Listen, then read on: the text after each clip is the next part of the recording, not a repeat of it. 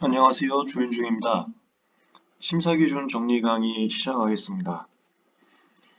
본 자료는 최근 개정 심사기준인 2020년 12월 14일자 개정 내용을 바탕으로 했습니다. 첫 페이지 네모 박스에 개정 내용 요지 발췌해 놨는데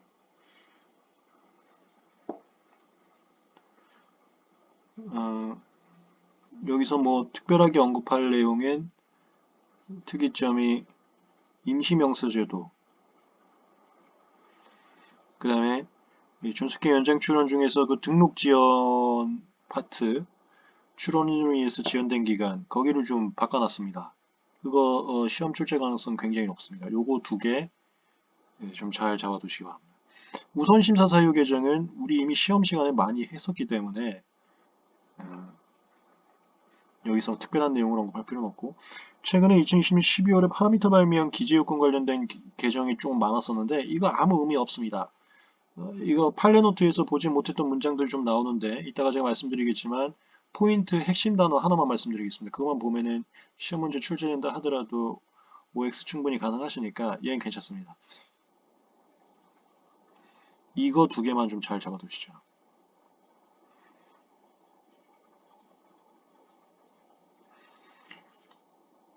1번 특허에 관한 절차, 무능력자의 행위 능력.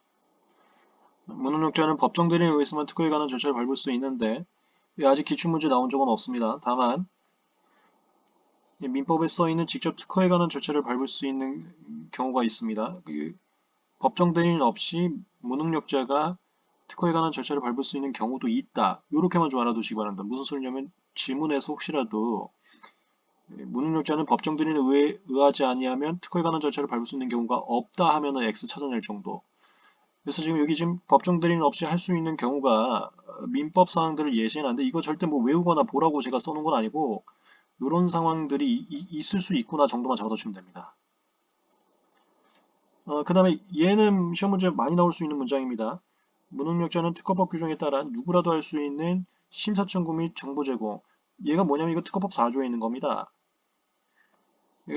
누구라도가 이 뜻이 권리 능력이 없어도 그 뜻입니다.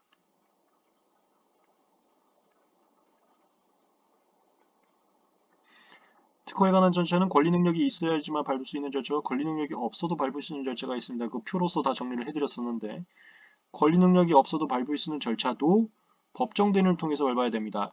이 파트가 뭐냐면 이 무능력자가 행위 능력 파트고 요즘 누구라도가 이거 권리 능력에 따라 구분하는 거 아닙니까? 행위 능력 파트와 권리 능력 파트는 다른 거다. 이렇게 구분하시면 되는 얘기예요. 밑에 또 나오니까 알아두시기 바랍니다. 지금 이제 공부가 마무리 단계가 되어 있을 거기 때문에 이 정도 문장 충분히 이해가 되실 겁니다. 시험에 나왔을 때 0.1초 만에 많이 봤던 지문이기 때문에 바로 찾아낼 수 있다. 그 정도 느낌으로 지금 이 자료를 보시면 되는 겁니다. 그리고 하나 좀 죄송하다는 말씀 드리겠습니다. 코로나로 인해서 사실 심사기준 강의가 12월 달에 제가 촬영을 해서 업로드 했어야 됐는데 코로나로 학원들이 전부 문 닫다 보니까 강의 업로드가 좀 많이 지체해서 죄송합니다. 심사기준 지금 이제 올리고 최종 정리도 빠른 시간 내에 바로 올릴 겁니다. 늦어져서 너무 죄송합니다. 그다음에 일반적인 내용들은 제가 별도로 언급 안 하겠습니다. 밑줄 친 부분들을 포인트에서 좀 잘 보시고 밑줄 치지 않은 부분도 가볍게 한번 읽어보세요. 법정 대리인 대리권. 비교법적인 것은 교수님께서 가장 중요하게 생각하시는 부분입니다. 우리 조문 특강도 전부 다 비교식으로 들어갔었죠. 이거 잘 잡아보세요. 법정 대리인과 임의 대리인이 비교인데 법정 대리인 임의 대리인과 달리 특별수건 없어도 6조, 출처 신청 불복 다 할 수 있습니다. 그 다음에 이거 이미 기출문제 나왔습니다. 법정 대리인 중에서도 친권자하고 후견인을 나눠야 되는데 친권자는 모든 절차 다 할 수 있고 후견인은 상대방이 청구하거나 여기 좀 빠져 있는데 특허 취소 신청, 상대방이 제기한 특허 취소 신청.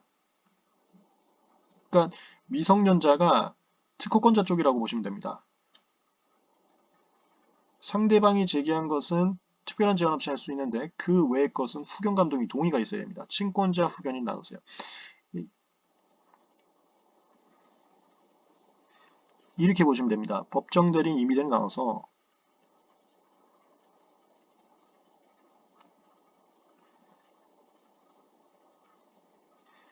그리고 법정 대리는 친권자와 후견이 또 나눠서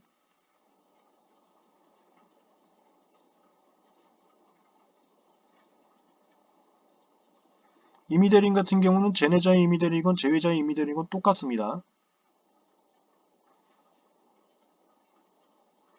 임의대리 쪽은 출전투 신청 후 불복, 그거 같은 건 특별 위임장이 필요하고 그걸 특별수권이라고 하는데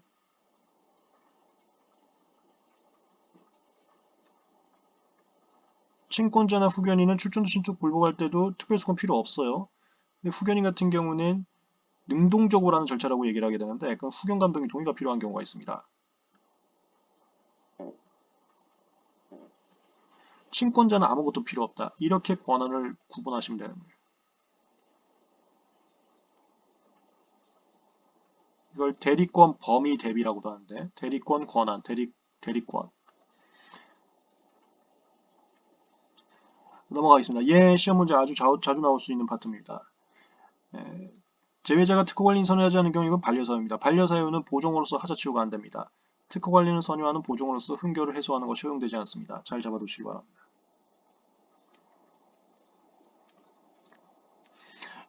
시험 문제 많이 나왔습니다. 이거 기출문제로 나왔었는데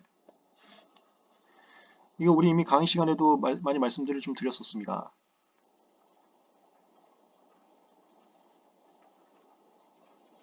얼마든지 또 출제될 수 있습니다. 갑과 을이 공동 출원했습니다.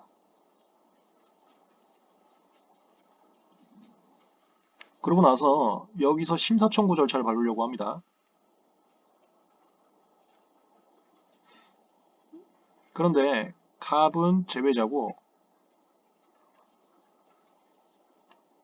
을은 제내자입니다. 그리고 이들이 대표자를 선임할 수도 있는데 대표자 선임은 안 한 상태입니다. 대표자 선임 안 했다는 게 각제 대표하는 상황이죠.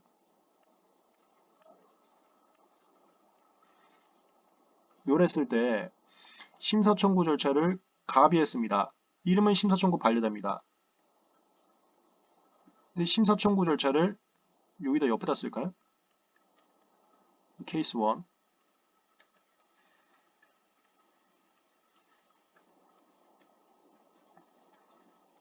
을이 혼자 했습니다. 이건 괜찮아요. 이 얘기. 이 을이 심사청구를 혼자 한다는 걸 이걸 각자 대표라고 합니다. 대표자를 선임하지 않으면 각자 절차를 혼자 밟을 수 있어요. 갑 없이 을 혼자 밟을 수 있습니다. 각자 대표라고 하고 그럼 각자 대표인데 왜 이 케이스 1에서는 갑 혼자 밟으면 반려가 되냐? 얘는 갑이 제외자이기 때문에 그래요. 각자 대표지만 갑이 혼자 밟을 수가 없습니다. 만약에 갑한테 갑의 대리인 병이 있어요. 케이스 3 하나 더 만들어 드리겠습니다. 이건 무조건 시험 문제 나오니까 각 케이스마다 구분하시기 바랍니다. 강의 시간에도 말씀드린 적이 있습니다. 심사청구를 병이 했습니다. 이거 오케이.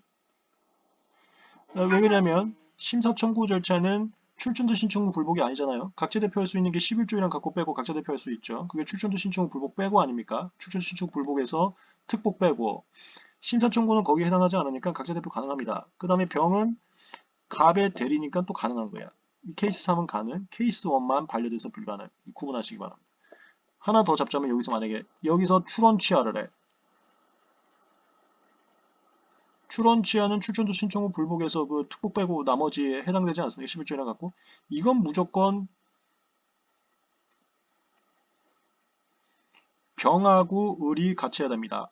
갑의 대리인인 병과 을이 같이 해야 돼요. 이건 무조건 같이 해야 됩니다. 이렇게 구분하시면 됩니다.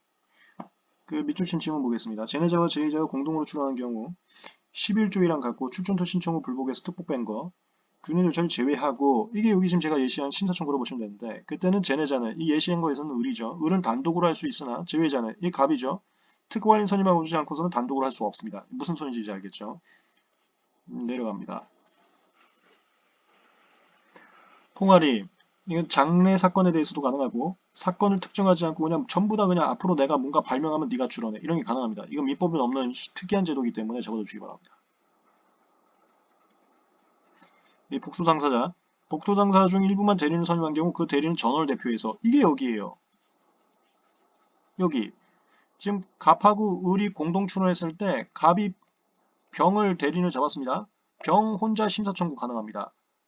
심사 청구는 출전 투 신청 불복이 아니기 때문에 각자 대표할 수 있으니까 병 혼자 갑과 을 대신해서 혼자 할 수 있다 이 소리입니다. 일반 대리인 선임하고 그 대리는 전원을 대표하며 대신 그건 조심하셔야지. 만약에 대표자를 선임했으면 그 대표자나 대표자의 대리인만 할 수 있는 거죠. 대표자를 선임하지 않았을 때 상황입니다. 11조이랑 같고 이건 출전주 신청 후 불복에서 특복 빠진 거 그거는 공동으로 해야 된다. 다른 당사자와 그 대리인이 공동으로 해야 된다. 여기 제가 예시해놨죠. 출원취하 이게 출전주 신청 후 불복의 출이잖아요. 출원취하는 갑의 대리인인 병과 을이 공동으로 해야 된다. 이렇게. 이거 제가 케이스 4라고 해놓을까요? 1, 2, 3, 4 이건 시험 문제 자주 나옵니다.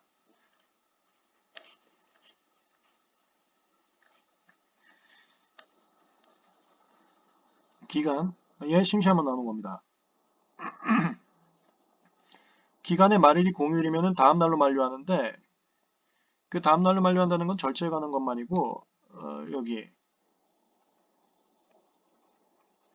국내 우주에서 선출원 취하되는 거 이건 절차하고 상관없습니다. 절차냐 아니냐는 절차는 제가 정의했었죠. 어떤 서면을 내는 게 절차입니다. 어떤 서면을 내야지만 그게 되는 건지 아니면 서면 내지 않아도 그게 되는 건지 선출원 취하는 서면 내는 거 필요 없습니다. 기간만 되면 선출원 알아서 자동으로 주는 겁니다. 이건 말일이 공휴일도 그날 죽는 겁니다. 그 다음에 존속기한 만료 이거 시험 문제 나왔었습니다. 존속기한 만료됐다고 무슨 서면을 내야지 만료되는 게 아니고 그냥 그날이 되면 만료가 되는 겁니다. 이런 것들은 기간의 말일 공휴일 하더라도 그날로 끝납니다. 그 다음에 이거 시험 문제 안 나오는데 이거 지나가면서 한 번 정도 나올 수 있습니다. 기산일이 공휴일인 건 아무 상관없습니다. 기산일이 공휴일도 그 공휴일부터 시작됩니다. 이건 아무 상관이 없어요. 말일만 공휴일이 중요하다. 이렇게.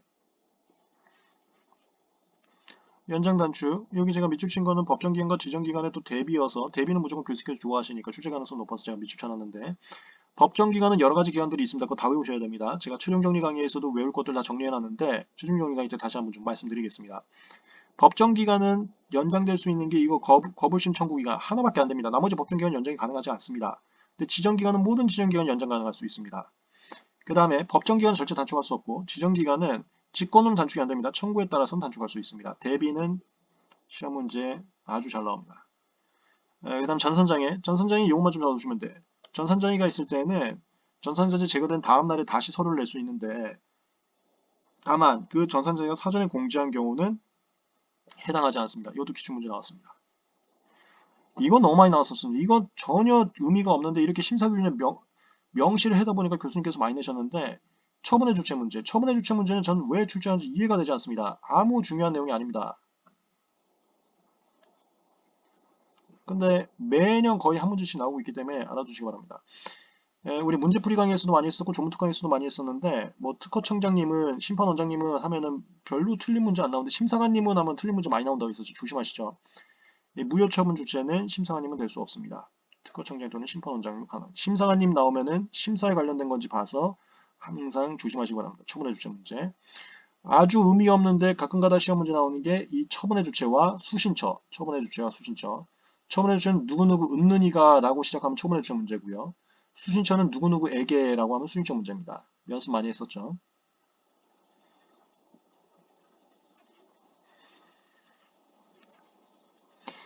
이거 왜 시험 문제 안 나오고 있는지 모르겠습니다. 이거 충분히 나올 수 있는 건데 출원이 무효가 된 겁니다. 46조 보정명령인데 보정명령 하자를 치유하지 못해서 무효가 된 겁니다.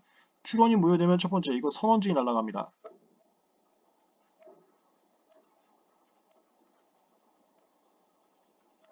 36조 사항입니다.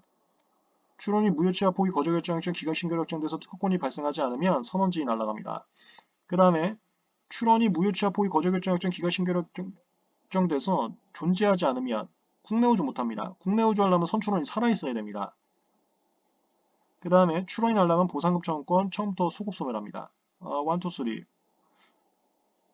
자주 시험 문제 안 나오고 있는데 이건 얼마든지 뜨끈뜨끈하게 나올 수 있는 쟁점들입니다. 출원이 무효되면 선원제의 소멸하고 국내우주 대상이 할 수 없고 보상청권 소급 소멸을 낸다. 그 다음에 서류의 반려 시점. 제가 이거 강의 시간에 몇 번 좀 강조했었는데 이것도 얼마 전에 시험 문제 나올 수 있습니다.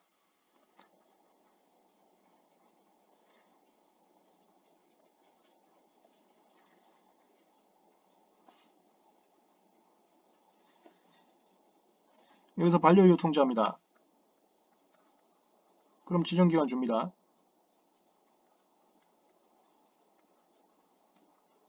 이 지정기간 동안에는 출원인 측에서 소명선 나 반려 요청서를 낼 수 있기 때문에 기다립니다. 낼 수 있기 때문에 기다린다는 건 뭐냐면 여기서 한 번 냈어도 여기서 또 낼 수 있습니다. 기간이 남았으면 몇 번이고 더 낼 수 있습니다. 이 몇 번이고 더 낼지를 언제까지 낼지 모르니까 기간까지는 절차를 지나는데 멈추고 있습니다. 그래서 기간이 지난 다음에 반려 사유가 여전히 극복되지 않았다. 기간이 지난 다음에 반려하는 겁니다. 근데 유일하게 기간 내에 반려할 수 있는 경우가 있습니다. 그거 지금 여기는 하나 나와 있는데 내가 하나 더 써드리겠습니다. 유일하게 기간 내에 할 수 있는 바로 처분할 수 있는 게 하나가 지정기간 단축 신청했을 때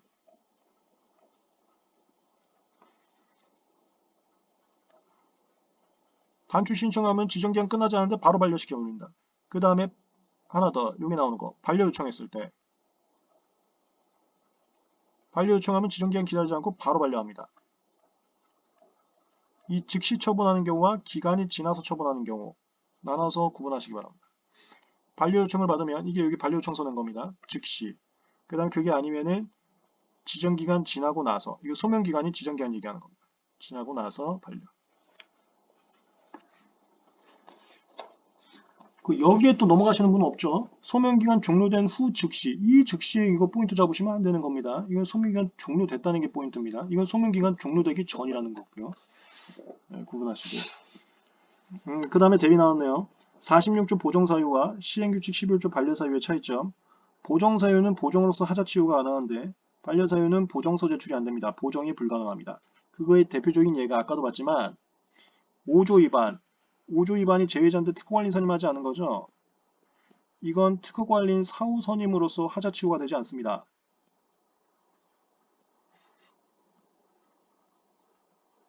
이거 우리 조문특강에서도 제가 강조 굉장히 많이 했습니다. 근데 3조 위반. 무능력자가 법정대리인 없이 한 경우 이건 사후에 법정대리인 선임하면 하자치유가 됩니다. 그걸 우리가 추인이라고 합니다.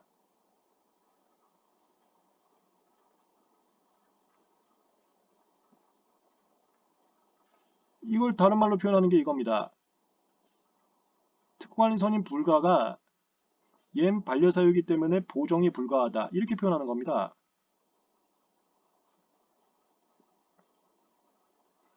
그 다음에 법정대리인 선임 가능. 이게 얘는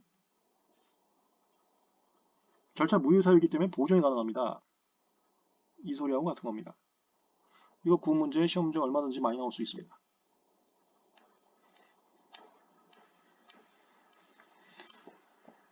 그 다음에 이거는 이제 판례 노트에선 본 적이 없는데 그냥 간단하게 알아두시죠. 심사 기준에 있는 내용도 가끔 시험 문제 나오니까. 공시송달을 했습니다. 근데 공시송달이라는 것은 그 특허청 사이트에 올리는 건데 솔직한 말로 누가 특허청 사이트 가서 그거 봅니까? 못 봅니다. 그러니까 공시송달하면 보통 야 내가 언제 송달해서 모르는 상태에서 아마 송달을 될 겁니다. 근데 공시송달 사실을 몰랐다는 이유로 이게 책임질 수 없는 사유에 들어가지 않습니까? 나한테 공시송달한 겁니다. 공시송달하고 무슨 기간이 지났다고 하는 겁니다. 그래서 나는 공시송달인지 몰랐는데 이거 절차 추후 보완해줘. 이게 해당되지 않습니다. 공시송달 사유를 몰랐다는 이유로는 추후 보완이 안 됩니다. 다 자기가 책임져야 됩니다. 그러려면 처음부터 주소지 정확하게 특허청에 보고해갖고 공시송달 안 되게끔 만들었어야 됩니다.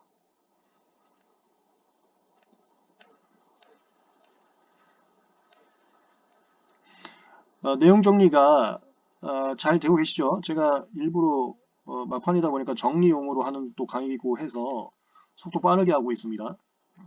혹시라도 이거 지금 너무 빨라서 설명이 조금 잘 이해가 되지 않았습니다 하시는 분들은 JHJ 그룹에 질문 남겨주시면 제가 답변 다시 한번 드리겠습니다. 그리고 요즘에 또 JHJ 그룹의 질문 답변이 조금 늦었는데 너무 죄송합니다. 제가 연말과 연초에 너무 죄송합니다. 업무가 많이 그 변리사 업무가 많이 밀려갖고 답변이 가끔 늦어지는 경우가 있는데 정말 죄송합니다. 하여튼 시험이 임박했으니까 이제는 질문 주시는 것도 있으면 최대한 신속하게 답변 달아드리겠습니다. 죄송합니다. 그 다음에 이제 절차 정지. 정지가 중단과 중지가 있는데 이 효과가 뭐냐면 중단 중지되면 다시 시작했을 때 처음부터 다시 시작한다. 그 얘기예요. 여기 예시가 46조, 이거 지금 보정명령이죠. 1월, 이거 지정기간입니다. 외울 필요 없는 기간입니다. 지정기간은 외우실 필요가 없는 거예요. 보정명령하면 실무에서 보통 1개월 줍니다. 1개월 주고 보정명령 했는데 이거 보정명령 받은 다음부터 15일 경과해서 중단이 된 거야. 중단 뭐 당사 사망됐을 중단이 됐지.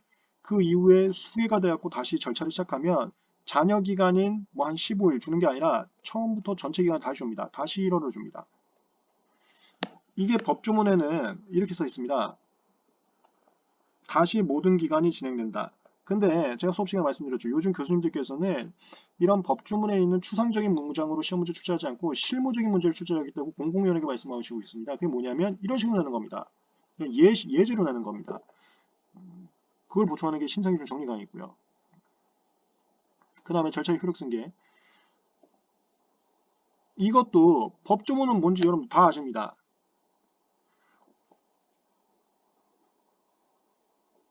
이게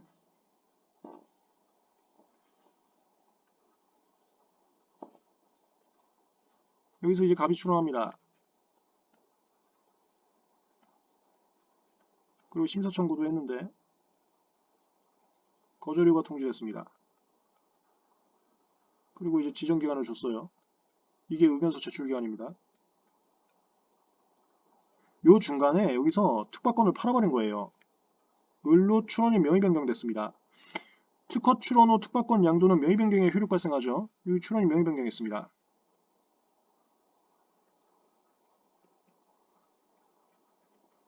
이러면 다시 거통 안 합니다. 이거 그냥 쭉 가는 겁니다. 여기로 끝나는 거예요. 뭔지 알겠습니까?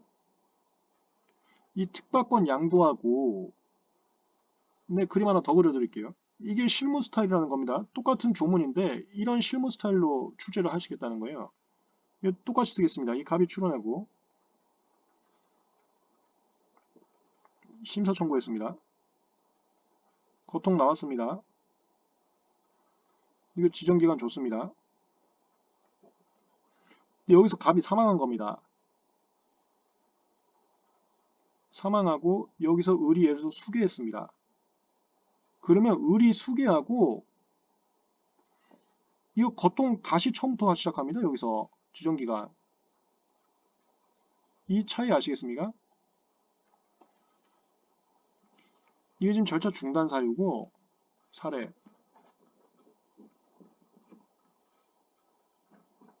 그러니까 절차 정지 사례죠.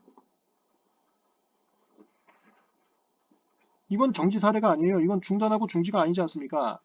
중단 중지 사유가 아니잖아요. 이건 특박권 양도 사례. 이거 둘을 비교하는 겁니다. 대비는 무조건 교수님들께서 좋아하신다 했죠. 특박권 그냥 지들끼리 팔아갖고 하는 경우는 지정기간 그냥 가져가요. 여기 지금 나오죠. 특박권 양도했을 때에는 승계인한테 의견 제출 기회를 다시 줄 필요 없고 여기 제출 기간도 그냥 그대로 간다. 자기들이 돈 주고 사고 파는 것은 그대로 갑니다. 근데 그게 아니고 사망하거나 정지한 경우는 처음부터 간다. 여기 타시 1개월이다. 지금 이거는 보정명령으로 한 건데 이 거절 통지는 똑같습니다. 처음부터 다시 줍니다. 이거 구분. 절차 중단 중지 사례인지 정지 사례인지 아니면 그냥 특박권 양도 사례인지 이러시면 됩니다. 시험 문제 나오면 아마 이렇게 나올 거예요. 단순 양도인지 이게 민사소송법에서도 나중에 중요한 건데 민사소송법에서도 이거 단순 양도인지 아니면 포괄 승계인지에 따라서 절차가 굉장히 많이 달라집니다. 2차 과목 가시면 알겠는데 이렇게 정리하세요. 이게 단순 양도, 이건 특박권 양도 사례고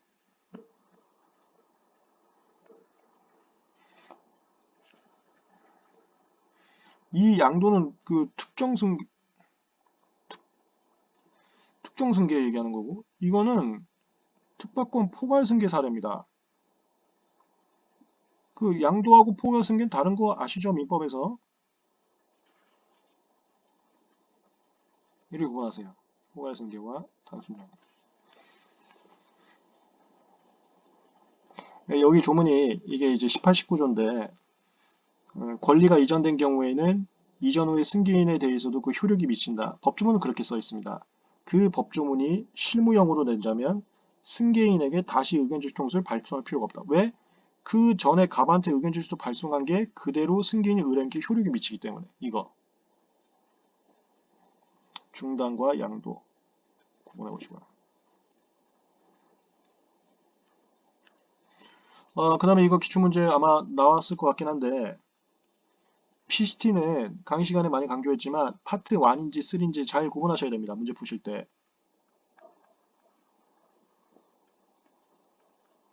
파트 1은 PCT 출원하는 거고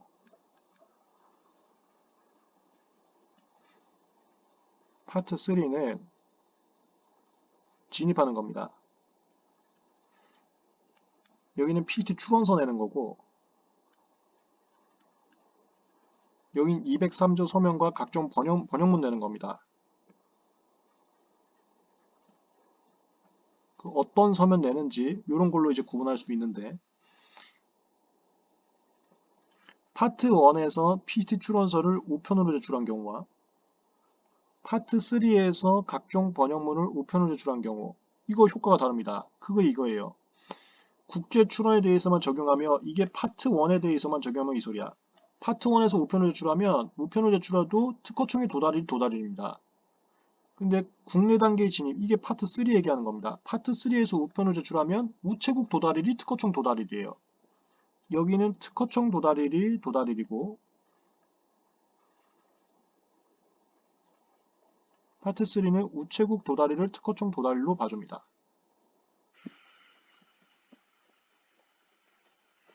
다음 국방 관련. 국방 관련 출원은 전자문서 제출할 수 없게 합니다. 이거 뭐 해킹 우려가 있는 건지 전자문서 못 나게 하는데 다만 비밀 해제되면은 그때부터 전자문서 할 수 있습니다. 이런 거는 굉장히 지엽적인 사항. 근데 지엽적인 사항도 시험 문제 출제하십니다. 왜 그러냐면은 요즘 시험 문제가 조금 취지가 잘못됐다고 했었죠. 아주 익숙한 상황에 대해서 난이도를 높여갖고 변별력을 갖추는 게 아니고 너네 이런 조문도 혹시 봤냐 하면서 굉장히 지엽적인 조문을 갖다가 변별력을 갖추고 계셔서 진행하면서 한번 보시기 바랍니다. 오히려 이런 거를 좀 봐셔야 돼요. 왜냐면 여러분들 다 맞을 거니까. 네, 공익송달 이건 8년 후에 했습니다. 공익송달은 공동출원에서는 모든 자의 주소를 확인할 수 없는 때 해야 됩니다. 1인의 주소만 확인할 수 없는 때 공익송달하면 안 됩니다. 8년 후에서 했었습니다. 그 다음 원용. 이게 올해 시험인가요? 난 깜짝 놀랐습니다. 원용이란 단어는 너무 실무적인 단어여서 제가 강의 시간에 강의도 하지도 않는데 좀 지나치게 아쉬웠습니다. 원용이란 단어 그냥 그게 뭔지만 알아두시면 됩니다. 이거 갖다 OX 할 건 없고 원용이란 단어 나왔을 때 쫄지만 않으시면 되는 겁니다. 원용이라는 것은 예를 들어서 이런 겁니다. 쫄지만 않으시면 됩니다. 이 OX 할 거 절대 안 나옵니다. 오랜가 기출문제 용어가 나와갖고 제가 새롭게 심사규정에 넣어놨습니다. 만약 예를 들어서 여기 원출원에서 조야구조를 했습니다. 그럼 이거 증명서류 내야 됩니다. 조야구조 증명서류.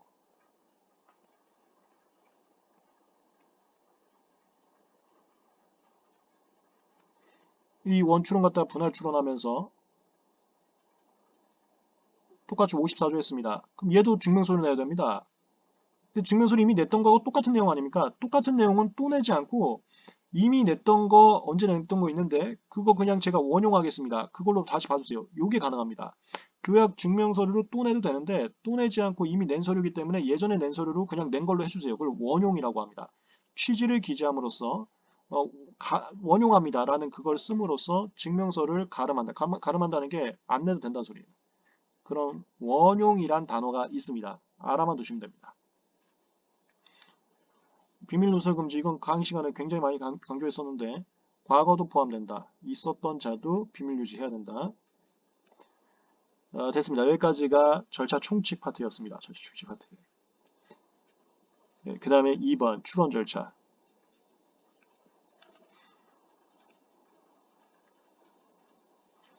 잠깐 끊었다가 2번부터 다시 가겠습니다.